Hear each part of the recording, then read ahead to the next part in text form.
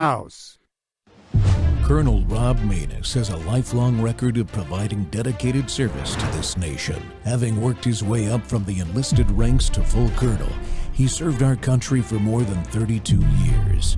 He has served as a bomber squadron commander, bomb disposal technician, Joint Chiefs of Staff Operations Officer, assisted the National Security Team with the campaign plan for the global war on terrorism. He authored the first theater nuclear war plan and served as the Vice Commander of America's largest airborne intelligence wing. Colonel Rob Maness is a true American hero.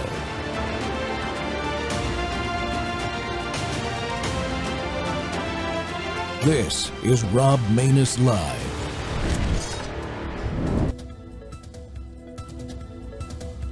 These are just reports coming in at this hour. Ukraine has hit 5 Russian military bases in what could be the most damaging drone strike of the 3-year war.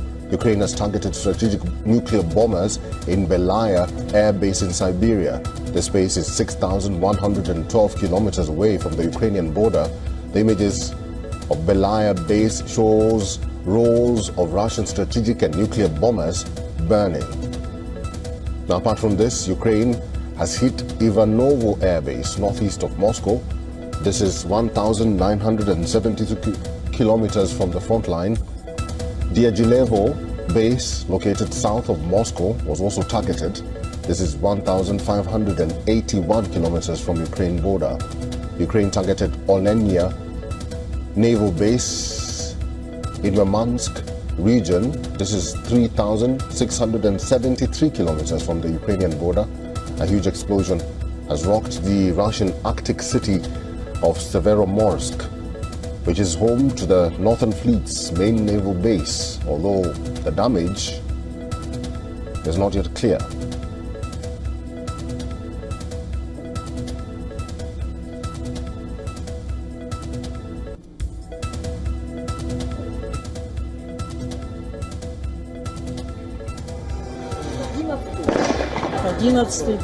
Смотри, что творится, я не знаю даже, что это сейчас взорвалось.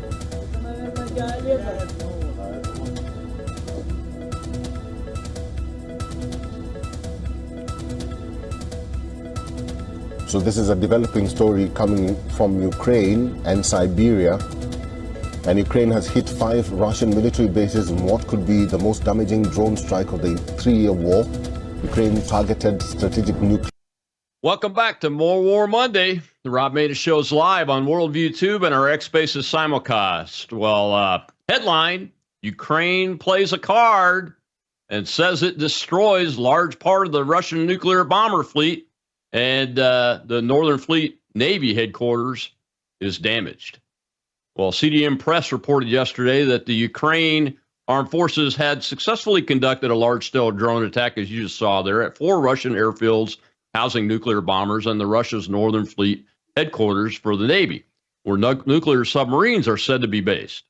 Early reports estimated nearly 30% of Russia's nuclear bomber fleet to have been destroyed or damaged, but you have to take that with a grain of salt, folks, because both sides in a war like this are not going to put out the truth, and that reporting should always be questioned close to the time of the event. First reports from the battlefield are almost always wrong. And while this could be a significant blow to Russia's deterrence forces, it's not likely to have much impact on the current battlefield. The larger question is how Russia is going to respond to such losses, which are estimated could cost more than $2 billion so far. Definitely not the $7+ billion that the Ukrainians reported, by the way.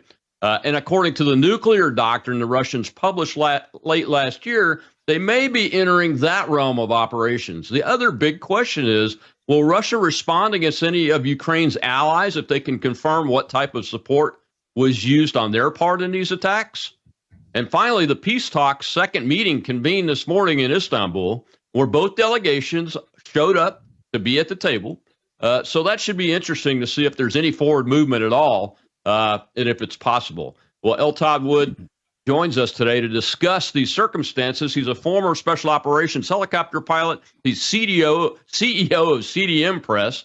He's on a mission to report the truth, as America's free press should be, to protect our way of life.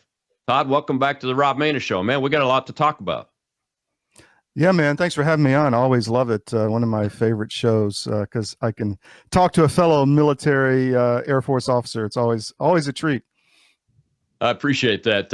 And no, I had no insight that this operation was going to get pulled off by these guys, which really is a significant operation. You got to give it to the Ukrainian guys.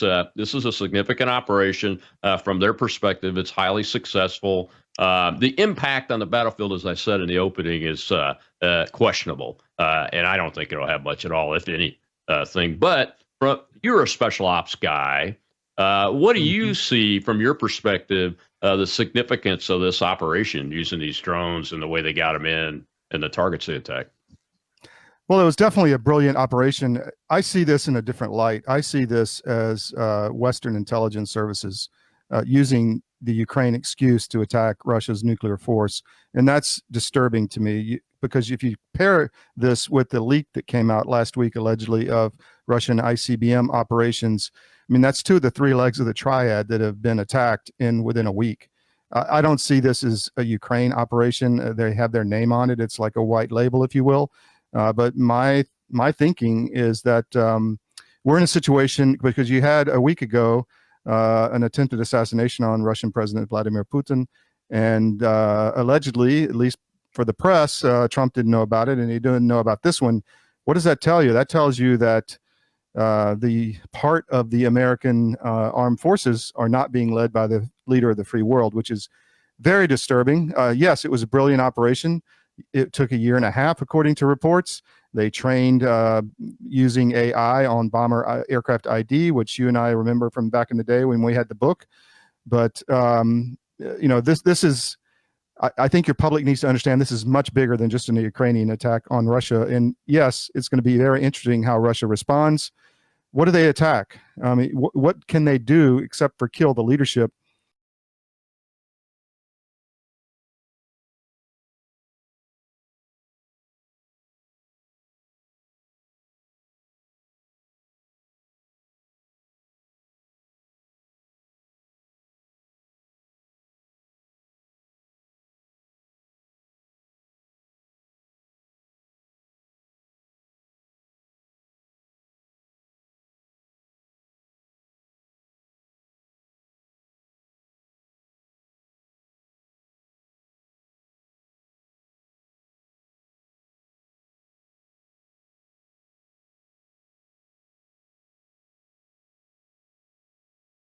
Let it not ever be said that the Allies weren't involved in this. And I'm sure some people are even saying, well, meeting two for the peace talks was this morning. It had to be the UK because Prime Minister Boris Johnson derailed the last peace talks in Istanbul in 2022. That's how quickly folks connect things together, man. Yeah. Well, it could be the UK. It could be the UK. Yeah. I was looking for any. Yeah. Go ahead. I'm sorry. I was looking for any valid reporting on. I saw a hit that kind of went by my screen really fast this morning about a nuclear submarine being hit. Have you heard anything about that? Well, there was supposition that the northern base, which you showed a clip of, the naval port, was a big base there for submarines. I haven't seen any reporting that's credible that there was a sub hit, but. This was a brilliant operation, and they used asymmetric warfare. They used drones, which Ukrainians, I'll give them this, are the experts with drones now, and it seems to be anyway. And with American and Western help, obviously, they're building these millions of them per year. And I don't know how you defend against this except for some new type of technology. Like an EMP that's regional or something, I don't know, to just take out the electronics. There's a clip fascinating because there's a lot of fiber optic cable all over Donbass now because a lot of these FPV drones, first person view drones, are being, since they were jamming them, they're using fiber optic. So the battlefield is littered with these tiny fiber optic cables everywhere. And now the drones are flying. When they see an opposing force drone, they try to fly into the fiber optic to cut its feed. So it just crashes. There's a lot of interesting videos about this and the use of shotguns. Every vehicle should have a shotgun on it, any vehicle on the battlefield right now. Oh, absolutely. And the famous Flechette artillery round should make a comeback very quickly in this in every armed force that there is. If you don't have Flechette artillery rounds, you don't have a good drone defense if you're doing kinetic type warfare. The other question I had right out of the gate here is they had to have some really good analysis of the truck transportation system in the entire country of Russia. Is that hard to get? I mean, in America, it's not, I don't think. I don't know the answer to that question. I think there are probably Ukrainian spies all over Russia. I mean, they can blend right in. But again, I think there was a point made. I interviewed Brandon Weichert the other day, who's really one of my favorite geopolitical analysts out of DC, and he said the point that needs to be realized here is they know where Putin is at all times. At least the West does, and the fact that they could target him on a helicopter heading to Kursk was fascinating. And so I think they know, saying they are, the Western intelligence agencies know a lot more about Russia, obviously, than we've been led to believe. Yeah, I can say that that is true from my day in the military. I can't speak to current, but I can put my imagination on it with today's technology. And I wonder if these trucks were already inside the country, or they just came through what looked like a regular transportation of what people are saying are these modular cabins that were going to all these different locations. Well, just as if they were normal. There's a big push on inside Russia to build like tiny housing, like survival housing, because of the threat of nuclear war. So that has been a popular thing. Also, all of their goods are not coming from the West anymore. They're coming from the East and up through Asia, Central Asia. So they're probably very used to trucks coming up through that corridor into, like Yakutia and that area, and then heading over toward Moscow or out east. And one of these was like 6,000 kilometers away, or miles. So it was it was up in the northeast, near in eastern Siberia. And so I'm sure that they're used to these trucks coming in from China, Mongolia, etc. And it probably wasn't very hard to camouflage those. And, that's on the Russians, and it will be on us if we don't get our act together. This is a huge wake-up call. I mean, and I don't know the truth of this. Maybe do the bombers have to be out in the open like that for START treaties and not under fortified positions? That was a I'm glad you brought that up, because I was going to bring it up. That was a requirement under the New START treaty, but both sides, I think, have dropped the New START treaty. However, let me caveat this for all you naysayers out there that are community noting every post, like even General Flynn's post that talked about it this morning, saying they were out in the open and everything due to the treaty. The United States Air Force followed nuclear weapons treaties on B-1 bombers for years and years, probably more than a decade after it was removed from nuclear capability and reported as required by the treaty. So just because the treaty may not be being followed by the governments, the military people are probably following parts of it still to this day and not even realizing it, because the systems are so big and so vast. One of the other things that I was thinking about, I was talking to one of the guys that I think he still lives in Russia, David, that's in the audience today, and he'll probably come in and make a comment at some point, is what the rubber tires were on top of the wings of some of the Bear bombers that I saw. And he mentioned for wind. That's what I suspected that was, because somebody asked me if it was some kind of drone defense thing, and I don't think so. But what the thing that tells me is that those particular aircraft were obviously on long-term parking when you look at the shots of that. And I'm wondering if that's like a semi-boneyard type status, and that, in fact, those targets were actually not active aircraft, a lot of them. And our side that was targeting them thinks they were, and turns out that a lot of them may not be. And that's why some of the numbers coming out of the Russian Ministry of Defense are probably going to be a lot lower, and they are a lot lower. So you're saying it's to break the lift on the airfoil? Is that what? Yeah, for high wind stability. Yeah. And I think the ones I saw were the Siberian airfield, and that would make sense, because you get a lot of high winds up there. I know. I didn't hear that in American Siberia. I heard that some of the targeting systems on some of the cruise missiles, it may be something to foil that, but the seeker heads. But that's a good explanation, actually, now that I think about it. Yeah, so it just makes you wonder. Again, first reports from the battlefield are almost always wrong, but we know what we can see. We got to take a break. Time when we come back, we will look at the nuclear doctrine that Russia put out last fall, and whether this crosses any of that line into that realm. Those of us that are nuclear warfare experts have been always concerned about that issue from the start of this and even before it, and we should be always tracking on that as if we are potentially in a war with a nuclear power, because Russia has the largest nuclear arsenal in the world, and it is maintained. We'll be right back with L. Todd Wood, CEO of CDM Press, about the Russian attack that the Ukrainians pulled off.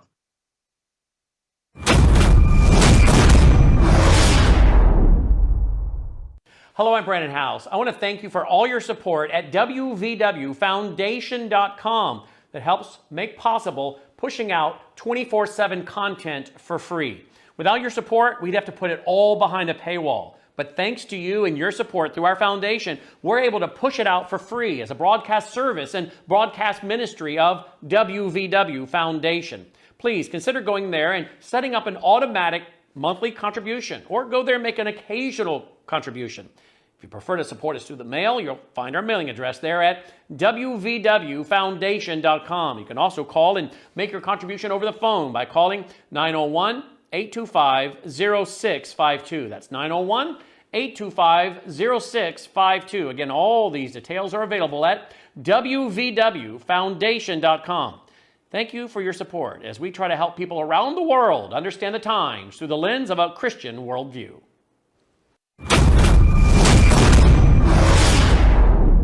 The war between Russia and Ukraine has heated up following Kiev's audacious drone attack deep inside the enemy territory. Well, there are apprehensions that it could provoke Russian President Vladimir Putin to use nuclear weapons against Ukraine.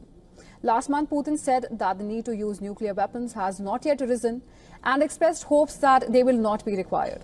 However, Russia last year signed a revamped version of the country's nuclear doctrine, spelling out circumstances that allow it to use its nuclear arsenal. Now, according to an AP report, the version lowered the bar, giving Putin that option in response to even a conventional attack backed by a nuclear power. Well, according to the Federation of American Scientists, FAS, Russia possesses approximately 5,460 nuclear warheads, with an estimated 1,718 deployed.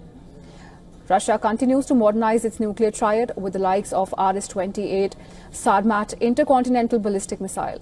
Russia plans to deploy Sarmat or Satan II missile despite challenges and failed tests. The missile is a critical part of Russia's nuclear arsenal and has global attention due to its devastating potential. While this missile contains several warheads, as many as 15 arranged as multiple independently targetable re-entry vehicle MIRFs, allowing it to strike multiple targets simultaneously. Measuring 116 feet in length and weighing 220 tons, the missile boasts of a speed of Mach 20 and a range of 18,000 kilometers, enabling it to target regions across Europe as well as the US. Now, the missile reportedly could deliver warheads 2,000 times as powerful as the atom bombs on Hiroshima and Nagasaki in 1945. Now, while the development of Sarmat faced delays, last year, Russia confirmed testing a hypersonic intermediate-range missile in an assault on Ukraine. The missile, named Oreshnik, is a nuclear-capable weapon. The Pentagon says it's based on the RS-26 Rubez ICBM. While not much is known about the missile, Ukrainian military agency said the missile is equipped with 6 warheads, each with 6 submunitions. Putin said that it has a speed of Mach 10 and range of 5,000 kilometers, adding that there are currently no way of counteracting this weapon. He claimed that the weapon is so powerful that using several such missiles, even fitted with conventional warheads, could be as devastating as a nuclear strike. Well, this is just one of the examples of post-Soviet era missiles. Other in operation. Welcome back to the Rob Maness Show. It's More War Monday, and my guest today is retired Air Force Special Operations helicopter pilot and president of CDM Press, L. Todd Wood. And Todd had to dedicate a segment of this to the nuclear piece to this because it's important. When nuclear powers are going at it in any way whatsoever, at any level, that type of the thinking that goes along with nuclear warfare has to always be integrated. into this, in spite of some of the crazy people responding to me and you and others on X saying we're cowards and appeasers and afraid and timid and all that. No, folks. Anybody attacks my country, you'll see me leading with my fangs out at the front of the line, whether it's with a M16 or a pop gun. I don't care. But I'm a smart guy too, at least when it comes to this kind of stuff. And I'm going to force people to think about the strategy and the consequences of first, second, third, and fourth order of these actions. And look, they put that new doctrine out last fall, and as late as a month ago, as you saw in the clip, Todd, that the President Putin said they had not reached that threshold where nuclear operations were being contemplated. But that new doctrine has a piece in it about attacking the nuclear force structure. And if a nuclear power is supporting attacking the nuclear force structure, that had my attention when he said it. It has my attention now. As you mentioned earlier, 2 legs of the triad so far have been attacked. Think about what if China was working with the cartels and did the same thing and sent trucks full of drones into the U.S. to attack our ICBMs and bomber bases. I mean, that's essentially what's going on. And Russia is in a position, unfortunately, of use it or lose it at this point. And that's really disturbing, number one. Number two, I've spent a lot of time in Ukraine, a lot of time in Russia, and I can tell you the people in Russia worry that Putin, that they think he'll use nuclear weapons if he needs to, no doubt about it. And so the combination of those two things is disturbing. And I think Trump just needs to back out of Ukraine altogether. I mean, and just sever the cord, or it's his war, right? If we go forward and he's still funding and arming Ukraine, then it's his war. He said today that he wants Ukraine and Russia to negotiate. Great. But you can't keep having a rogue proxy army, possibly with rogue elements inside our own intelligence services, going up and trying to target the nuclear delivery systems of the biggest nuclear power in the world. That is insanity, unless you want a global war, which I think these people do in some disturbing way. Yeah, I mean, next segment, we'll dedicate that segment to Senator Lindsey Graham and Da Nang Dick Blumenthal and their $800,000 hotel rooms stuff over in Ukraine, but also that they're there. It's it's no surprise to me that this happened, and I saw them in the media 24 hours prior, landing in Ukraine to do their latest visit, right? What were they doing? Did they know about all this? Did they not tell the president? How long have they been working on this? Allegedly, this has been going on close to 2 years to plan this mission. That was before Trump. Was Lindsey Graham and Da Nang Dick involved in this? Inquiring minds want to know, because that's a Logan Act issue. It's a sedition issue, in my view. I mean, to start a war without the president's approval, that's not cool. And we can talk about the money laundering stuff whenever you want, if you want to do that now or next segment. But that's a real problem, and this is just one more example of that, in our opinion. Well, going into the doctrine that Russia published last year, I'm pretty concerned because Vladimir Putin is the architect of that doctrine. He's the one that signed. He's the president that signed off on it. It was a shift to integrate modern times and what's happening currently on the battlefield. What do you think their response to this is going to be? Yeah, I know there were some missiles launched last night. And some drone attacks that were pretty muscular, but I don't think that's the real response.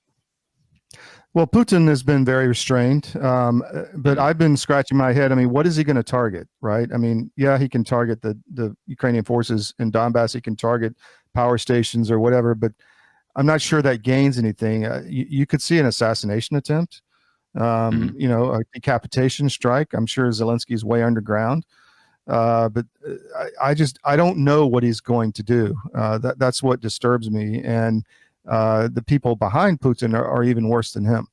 So it's not a good situation. And Trump just has to, in my view, cut the cord and move on because, where does this go from here? What else is planned? Whether this is not the last one they've been planning, right? If they planned this for 2 years, they've got other ones in the hopper. Yeah. It's like the Israeli, pager attacks. I mean, what else do they have planned already in the hopper that could go off?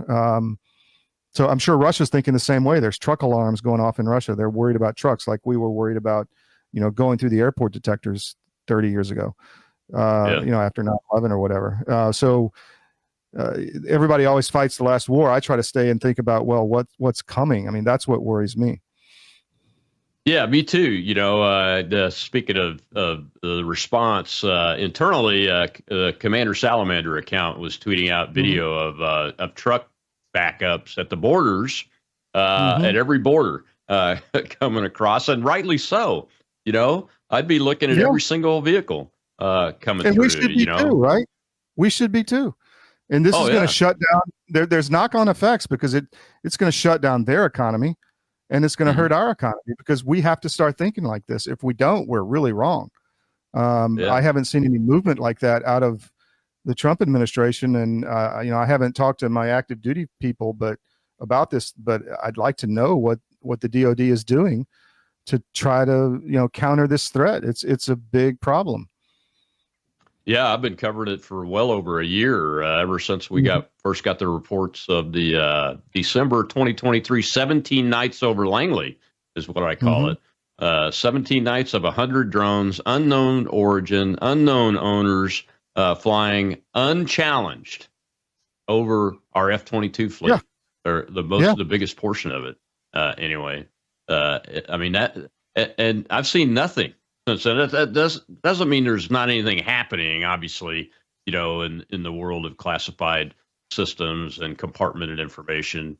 I'm sure something's happening, but there are some relatively quick, keep it simple, stupid, cheap, effective strategies you can take that you don't see happening around, and you would see some visual signs at our bases, would you?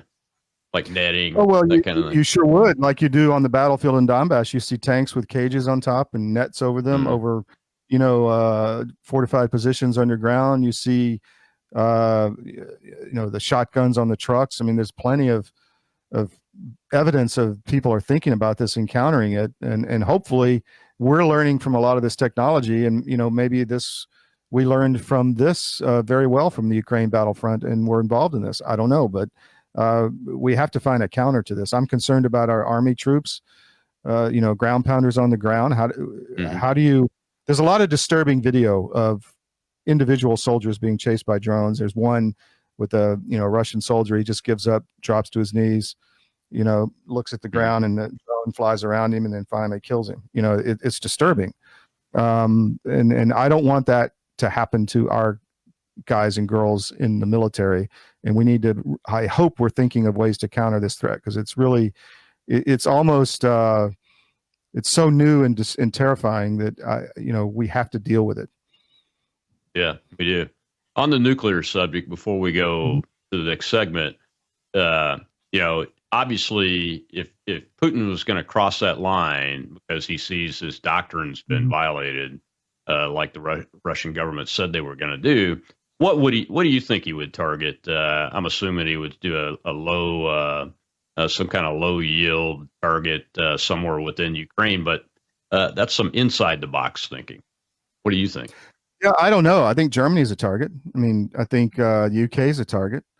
That's an attack on NATO. And then the question is, does Trump, I'm not the expert legally, but does he have to follow through on an Article 5 attack? He can say that, that wasn't something that we have to respond to. I don't know. But I think that's whoever is driving this, that's what they want. They want a nuclear exchange and kind of the great reset, if you will. And that's a hell of a reset. And I think that's what they're driving to, unfortunately. And what would he target? I think he would want to kill Zelensky, because if you're going to go all the way, you got to shoot the king, right? And you got to shoot the guy that's the problem, even though he's being controlled by someone else. But if you get rid of him, then you can maybe have an election or whatever. I think likely what will happen, if anything is close to that, will be multiple Orezhnik attacks on maybe underground facilities, which will use conventional warheads, but will still be very devastating. Yeah, and have we gotten any bomb damage assessment from that first Oreshnik attack that can be relied on as to how deep those things can go? No. It looked like it was fairly deeply penetrating to me. Well, we got to take a Yeah. break and we'll come back. We'll see Lindsey Graham essentially confess to what you just said, Todd. There are greater forces at work here, and this has just got the Ukraine name on it. There's definitely a bigger force behind this operation. We'll be right back with L. Todd Wood of CDM Press.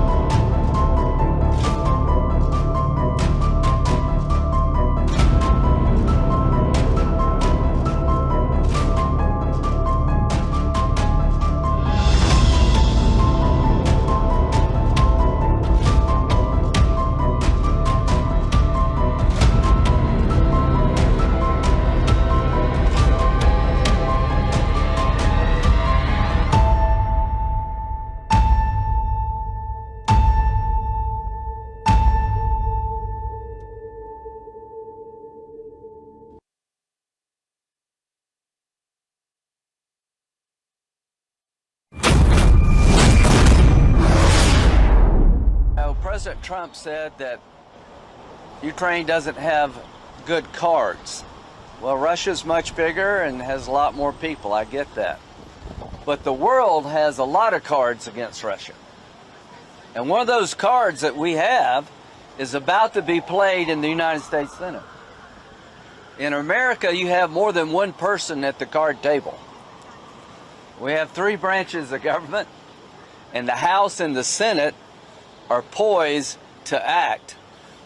What would change our mind if Russia came to the table, agreed to a ceasefire, and earnestly...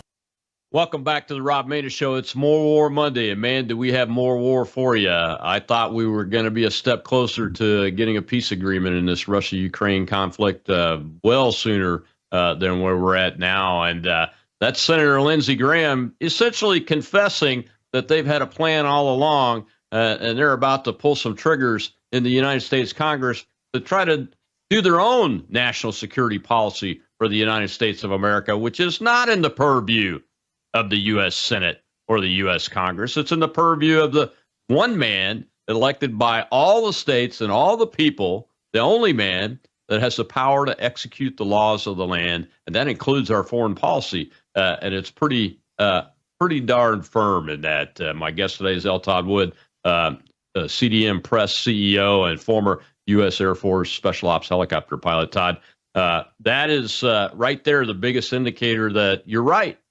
It's a bigger force at play in this operation than just the Ukrainians. Well, there's a tape of him and John McCain in 2014 speaking to Ukrainian soldiers to pop all this off.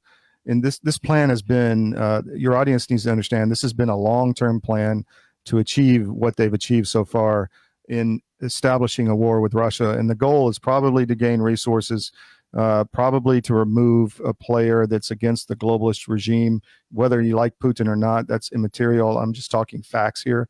And, what Lindsey Graham is doing is seditious, in my opinion. He's working... He's a talking head for some other power inside our government, or maybe not our government, but in our ruling elites inside the United States and maybe even outside, whoever is in control. And, I want him to wipe that smile off his face because he's smiling about a nuclear war. That to me is just, obscene. But him and Da Nang Dick were over there, and they were working obviously to help this drone attack happen. And I think we need a public statement on that from the White House. Trump needs to say something, right? I mean, just going hiding and saying nothing. Maybe he wanted this as a negotiating ploy to try to force Russia to the table. Maybe he knew about it. Maybe he didn't. But if he didn't know about it, it's a real problem. And if he didn't know about Putin being assassinated, it's a real problem. So I'd like to know what he knew. I'd like to hear it from him. Yeah, it's a real big problem, Todd. If he doesn't know about it, even if he does know about it, and he hasn't come out and said anything about it today to establish the framework around this event before it gets out of hand. As you know, once bullets start flying, war cannot be controlled. And something like this, that's why I wanted to talk about the nuclear doctrine today with a military guy that understands Putin better than a lot of other people and understands Russia and this part of the world. Because once the war box is open, I tweet about it all the time. You know, all bets are off. All bets are off for both sides, no matter if you're the one that opened the box or not, man. Well, we got a question from the live audience. Let's go ahead and take it. Shell's the hostess over there. Go ahead, Shell. My question, it's amazing that you played a clip with Lindsey Graham.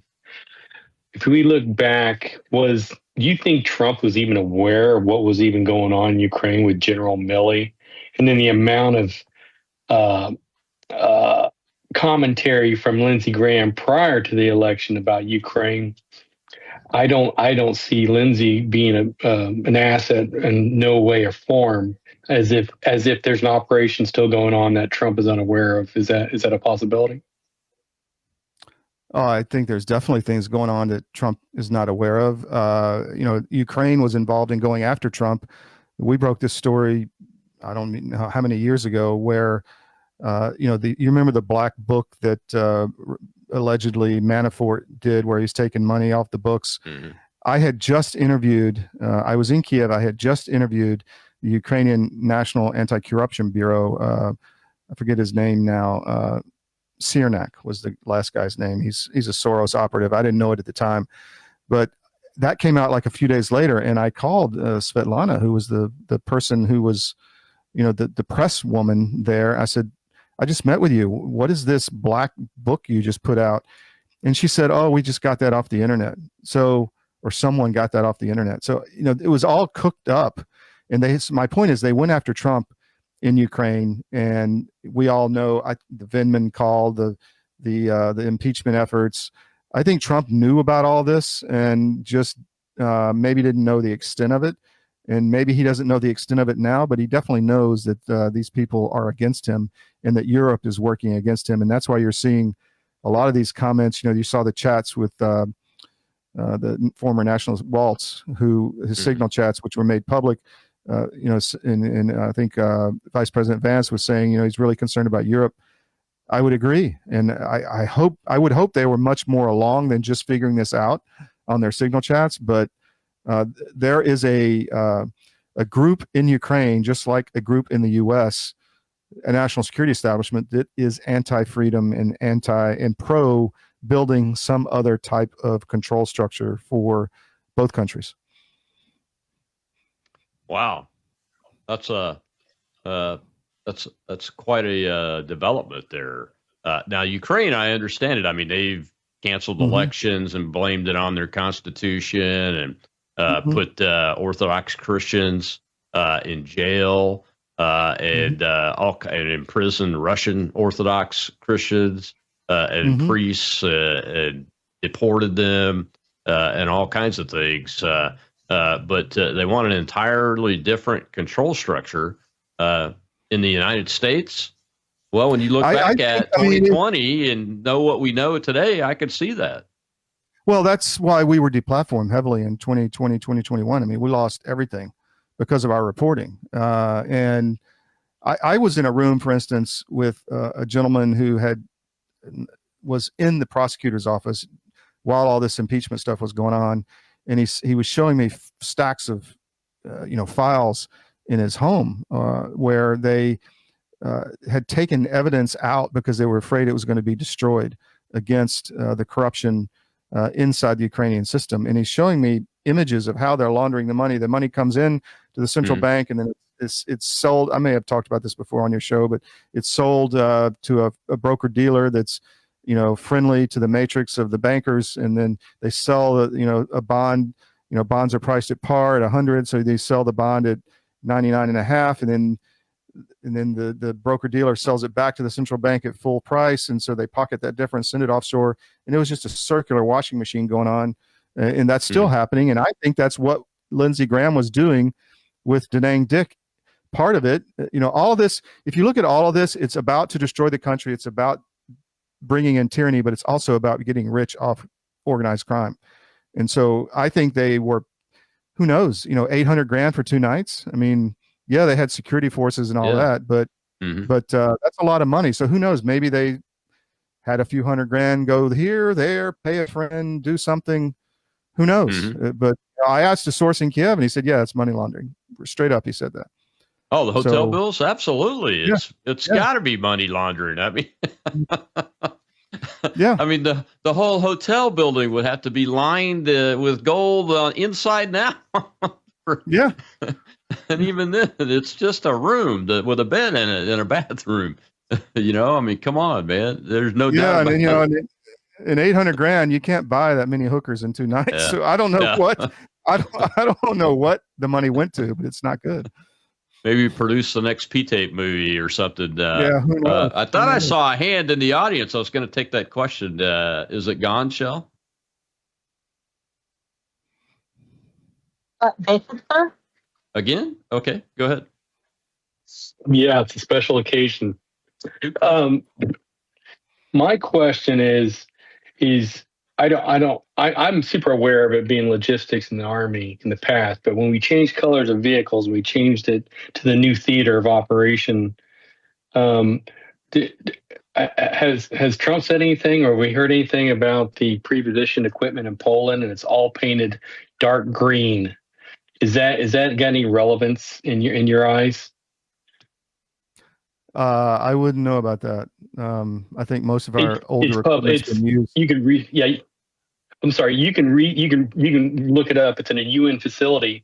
It's 1,500 pieces of equipment, of U.S. equipment, pre-positioned in Poland. Yeah, as somebody that was an enlisted guy in the Cold War, stationed in Europe in a NATO unit, all of our equipment was painted dark green. All U.S. equipment was dark green. There was no camo pattern and those kind of things. So that doesn't surprise me that we're shifting back to that if we're having vehicles placed permanently or semi-permanently into that.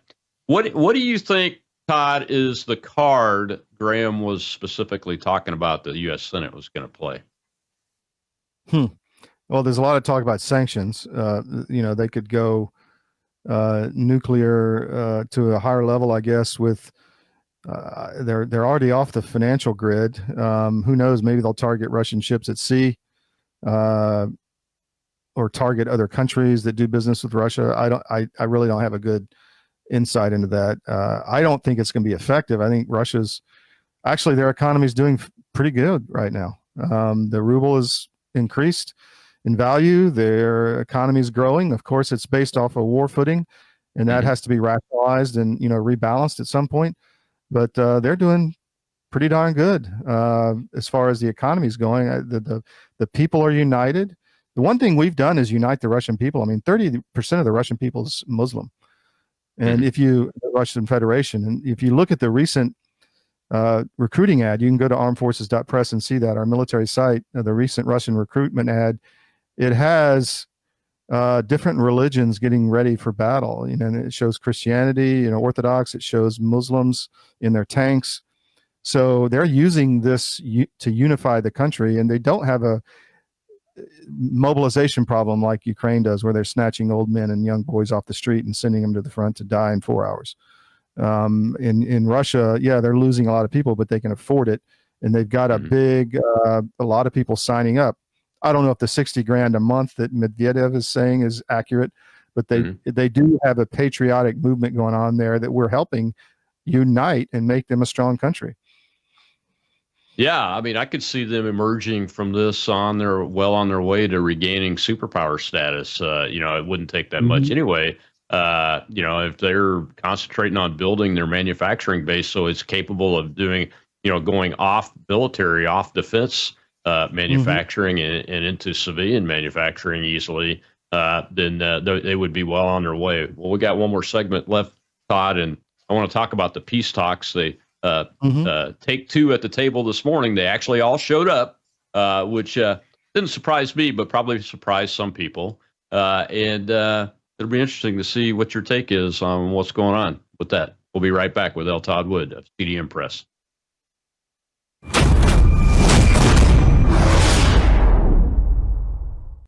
Hello, I'm Brandon House. Would you like to gain access to over 20 years of my radio shows, TV shows, my books? I've written 15 books, and most of those books are ebooks now. And we have conference DVDs, conferences where we filmed our conferences at the Ozarks, literally starting 20 years ago. It's all available in our archived vault. All you have to do is go to worldviewtube.com/vault, worldviewtube.com/vault, and for a reasonable monthly fee, you gain access to over 20 years of Christian worldview programming, news, information, books, documentaries, and a powerful search engine. And folks, it's a great way not only to educate yourself, equip yourself, but it's a big way that you can help fund our continuation as a broadcast network. Please check it out. worldviewtube.com/vault, worldviewtube.com/vault, and help us continue pushing out a Christian worldview.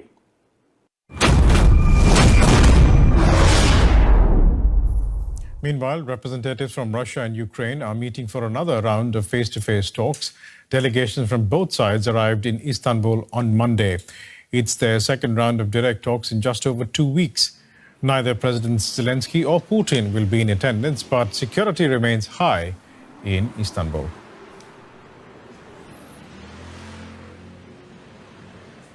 That is where DW correspondent Dorian Jones is standing by for us. Dorian, what can we expect from these talks? Well, I think at the moment the expectations are pretty low. I think there is a relief that these talks are still taking place, given the fact that Ukraine has launched these large drone attacks on Russian bases just 24 hours before the talks are due to take place. And before that, Moscow had been bombarding Ukrainian cities, inflicting large numbers of casualties. So given the fact that the military escalation continues, the fact that these talks are going ahead is seen as positive. It's seen, I think, a recognition that both sides don't want to appear weak ahead of these talks. And I think there's also possibly the influence of the United States. President Donald Trump has invested some diplomatic capital in wanting these talks to succeed. And neither Ukraine nor Russia want to upset Trump, given his ability to inflict pain. Ukraine still depends heavily on United States weapons, whereas Russian President Vladimir Putin will not want Trump to impose economic sanctions, further economic sanctions on the Russian economy. It sounds like talks for the sake of talks. I think that there is a recognition that that this is going to be a protracted process. What we're seeing here is basically getting both sides to outline what they expect in memorandums. Now, according to the Reuters news agency, they have got access to Ukraine's memorandum. Ukraine, among its demands, is that it is insisting that it will have a large military force. It will be able to join NATO and possibly the EU. And it's also calling for reparations as such. Now, we don't know what the Russians' demands are. The Ukrainian delegation speaking ahead of the talk said they're still waiting to hear what the Russian memorandum is. Now, when you get those two memorandums together, the idea is that you start to look for some potential common ground. But no one's expecting any major breakthrough at the moment. It's more outlining what both sides want and then looking forward to another meeting to take this process slowly forward. I think the recognition is that any major breakthrough will only happen when you have the leaders of Ukraine and Russia and possibly the United States at the high table where a deal will be hammered out. Welcome back to the Rob Maida Show. It's More War Monday, but we have to dedicate each one of these Monday shows to a little bit of talk about peace, and this is the most important area. I mean, it's killing the most people, is this war between Ukraine and Russia right now. So I wanted to chat about this with our guest, L. Todd Wood, the president and CEO of CDM Press. And Todd, do you think a lot of people are saying that this attack by Ukraine over yesterday with the drones was meant to, some are saying it was meant to derail the peace talk. Do you agree with that? I don't think Ukraine wants peace. I think I've said it many times. Zelensky's working for somebody else, and peace is not the agenda. I think that at the very least, it was to come into the talks with a much stronger psychological profile. That they achieved that. Russia is on its back feet, but people need to realize that with the Vietnam War and other long conflicts, it took years to come to a peace agreement, and we bombed Hanoi during the peace agreement, if I remember correctly. And so, or the negotiations to try Several to get to the final position. So, kind of have a come to Jesus with the enemy, and the maximalist demands that are coming out of Moscow are just that. They want the 4 territories in the east. They want a neutral country. They want elections. They want Russian speakers to be not persecuted. There's a long list you can find on the internet on what they're demanding. Of course, Ukraine is saying that's not going to fly. But I think there's the fact that they're meeting and didn't, scream at each other and walk out for nothing. That's positive. It just needs to keep going.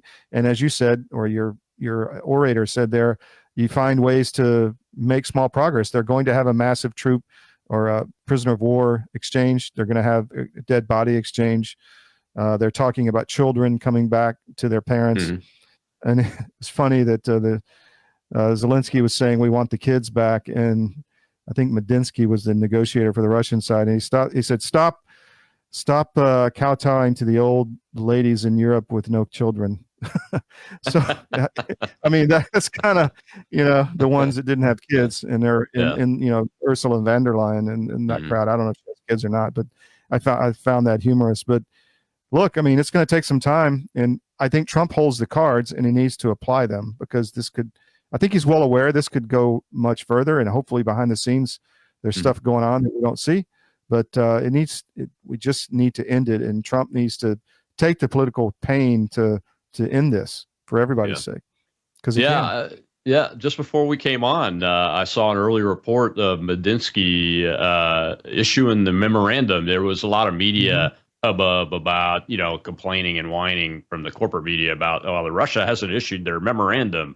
And we've had Ukrainians for some time now saying that was the stopping point. But the early reporting was that they did give their memorandum. And I saw where he was talking about the kids. And one of the things about the missing children, and I've suspected this all along, but it's good to see an actual formal Russian leader talk about it now, is that some of these kids were evacuated from war zones because they needed to be evacuated to save their lives. And the Russians, Medinsky said, he told the media, he said, look, we have continuously asked for lists of these children because these children were not kidnapped.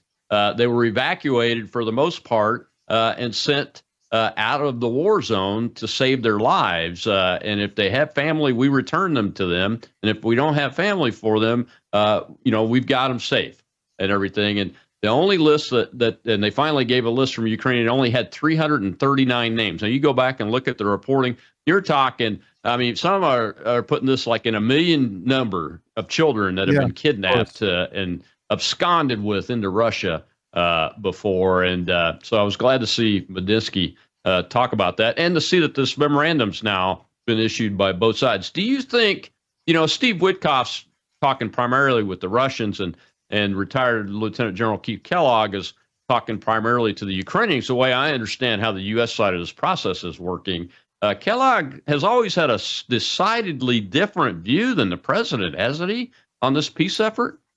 Yeah, he has, and he's that's the Russians said they don't want to deal with him because he's too pro-Ukraine. He's not unbiased, and I think that's right. I mean, he's one of the ones like Petraeus, who's out there saying Ukraine can win. It's the blob narrative mouthpieces. The other one is Hodges, the ex-European commander, is another one out there saying that Ukraine can win. I mean, it just have to keep fighting. The war needs to end. Nobody's winning right now. There's a peace treaty to be had. I mean, these 4 eastern territories, find a line and call it quits, right? Yeah.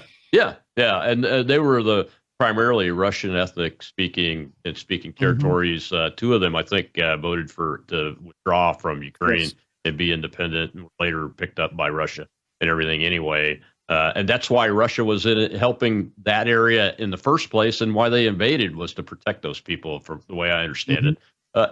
In amongst the strategic view that Ukraine is their protection for their near abroad, is what they always called the near abroad, even before the Soviet Union. Well, we got some questions in the audience. Let's go ahead and take those before we get to the end of the show. Go ahead, Show. We have Lonnie Wilter. Thank you, Colonel Mattis. It's interesting listening to the, can you guys hear me okay? Yeah. It was interesting. I thought that Ukraine did the attack when they did. I think it gives a really strong hand for them coming into these top days, because they can show right now that they can reach anywhere in Russia without a problem. And that should give, I think it should give pause to the Russian military to think about next steps. And I'm curious what your thoughts are on that. And then also the second question I had was on the type of weapon to combat these drones. And I'm a huge fan of the Mark 19.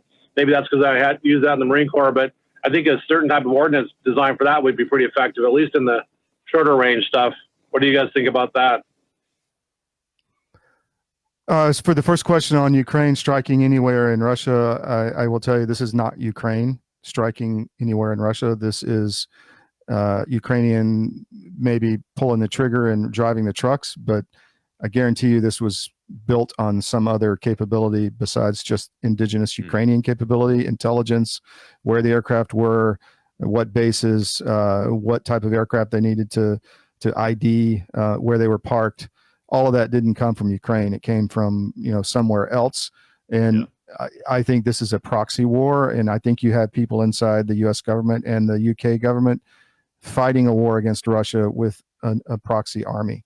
I don't think there's any doubt about that. So you need to think about the ramifications of that, because, the enemy gets to shoot back, and they could shoot back here, or we could get dragged into a nuclear conflict or a bigger conventional war in Europe. And we don't want that. So, and then on the different, drone protection, I'm not familiar. I'm not an Army guy on the ground, but as far as artillery rounds, but I would bet that there has to be a simple fix to this. I like the EMP idea. I mean, if you can flick a switch and have a short range like power surge and take out any electronics, as long as yours are hardened on your side, then that, would do it, in my opinion. Kind of like the movie. What was the movie? Ocean's 11, where they flicked an EMP and turned off the armor safe protection or whatever it was. Absolutely. I like it even simpler than the netting idea, especially for large aircraft ramps and those kind of things, where you can't just go out and build a hangar overnight. Well, you can, but they're either inflatable or canvas, and you still got to have something to stop the drones in case they can blow holes in that. So, I just think you should keep it simple, and in a place where you can use kinetics, use something like flechette rounds, CIWS with flechettes, shotguns. All of those are effective, especially your security forces with shotguns, people. Shotguns. It's not hard to do. I can't take the last question, so I apologize for that, because I got to give Todd a chance to talk about what CDM Press is up to, what they're looking for in other ARs real quick, and tell people how to find them. Go ahead, Todd. Well, thank you. Our network is cdm.press. We are a global wire service, global news without the globalist spin. We have reporters all over the world. We are up 24/7, putting out not every story, because we're not big enough to do that yet, but we put out what you need to know. We have 7 newspapers in the U.S. We have a military channel, Hispanic channel, the Balkans, Middle East, Eastern Europe. We started in Eastern Europe. We have a big expertise there. And, look, I mean, if you want, just put us in your daily scan, cdm.press. We're working on all kind of things. We're breaking news all the time. The elections in the U.S., still on the vaccine stuff. We have a big video effort. My show is 10 to 12, Monday through Friday, the Skiff, which is an intelligence briefing. And that's Eastern time. We put out a lot of military shows. We have a Colorado show. We have a Georgia show, which is very impactful politically. So look, I mean, we are building a new network where you can get real quality information that helps you. You know, we're not going to talk about the latest destruction that Carolyn Levitt did to a reporter in the newsroom because we don't have the bandwidth, but we're bringing you what you need to know. Absolutely. Well, thanks, my friend. I appreciate it. Until next time, that's L. Todd Wood, CDM Press CEO and American veteran here in Veterans Month. Tomorrow, retired FBI agent Chris Hinkle from right here in Mississippi. We're talking Comey's assassination threat. We're going to talk the terrorist attack in Colorado, among many other things. And, of course, what's going on with Patel and Bongino and the FBI itself and what we can tell so far. We'll see you then. It'll be Training Tuesday.